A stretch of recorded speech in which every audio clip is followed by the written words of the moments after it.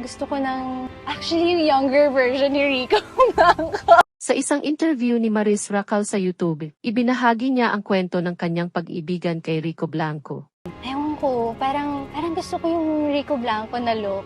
Gusto ko actually yung younger version ni Rico Blanco. Oh Lord, bigyan niyo naman ako ng Younger version ni Rico Blanco. Oh my God, i-share ko ba to? Babe, sorry! Bigla na lang nagka-develop pa. I kept it for 2 years. I don't want to keep on hiding. I don't want to leave this earth na parang tinatago ko yung mahal ko. So I did that and then people speculated na. Simula pa lang, idolo na niya si Rico, pero sa kasalukuyan, sila na ang magkasintahan. Sa vlog, ikinuwento ni Maris ang simula ng kanilang love story. Mula sa pagpapansin niya sa musikero hanggang sa personal na pagkikita nila. Matapos ang 2 taon ng lihim na relasyon, naging bukas na sila sa publiko noong pandemya na nagpapatunay sa kanilang tunay na pagmamahalan.